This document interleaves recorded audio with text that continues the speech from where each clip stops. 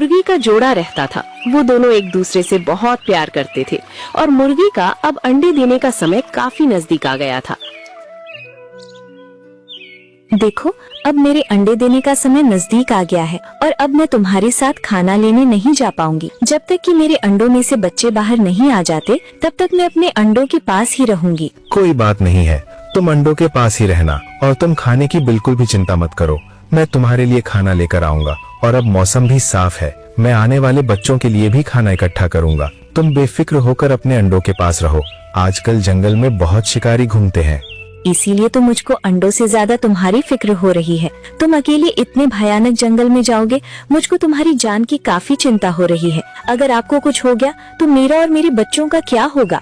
मैं अपने बच्चों को अकेले कैसे पाल पोस कर बड़ा करूंगी? ओहो, तुमको चिंता करने की कोई आवश्यकता नहीं है। मैं अपने इलाके से ही खाना इकट्ठा करूंगा और तुम बिल्कुल भी चिंता मत करो। मैं घने जंगल में नहीं जाऊंगा जहाँ पर वो शिकारी जानवर रहते हैं। अच्छा, अब मैं चलता हूँ। अपना ख्याल रखना, मैं तुम्हारा इंतजार करूंगी। अपना ख्याल रखना। और मुर्गा अपने इलाके में खाना तलाश करता है, लेकिन उसको वहाँ पर कुछ भी नहीं मिलता और वो ऐसे ही इधर उधर घूमता है।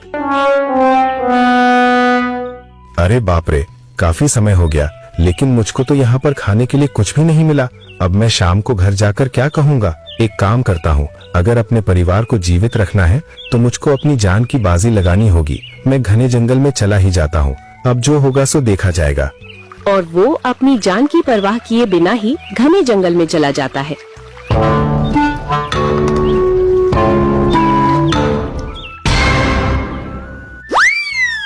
तुम्हारा स्वागत है मित्र। आखिर मैं 2 दिनों से काफी भूखा हूँ। आज तुम मिल गए। मैं तुम्हारा तंदूरी चिकन बनाकर खाऊंगा। अरे ये कैसी नाइंसाफी है? एक तरफ तो तुम मुझको मित्र कह रहे हो और दूसरी तरफ मुझको मारकर खाने की बात कर रहे हो। ये जंगल है मेरे दोस्त, बेरहम जंगल। यहाँ पर ज्यादातर मित्र बनाकर ही शिकार किए जाते हैं। अब तुम ज्यादा मत सोचो, क्योंकि जिसके पास समय नहीं होता उसको ज्यादा सोचने की आवश्यकता नहीं होती। वैसे भी अब मैं तुमको खाने वाला हूँ। देखो, तुम मुझको नहीं खा सकते क्योंकि मैं एक जिम्मेदार मुर्गा हूँ। मेरे कंधों पर मेरे परिवार का बोझ है। मेरी पत्नी मेरा घर पर इंतजार कर रही है और वो अंडे देने वाली है और मैं उसके लिए खाना लेने आया हूँ। अगर तुमने मुझको खा लिया तो वो बेचारी भूखी मर जाएगी। तुम थोड़ा सा मुझ पर रहम खाओ। रहम, वो भी एक शिकार पर? क्या तुमने कभी किसी शिकारी को अपने शिकार पर रहम करते हुए देखा है? मैंने तुमको पहले ही बोल दिया था कि ये जंगल बहुत बेरहम है।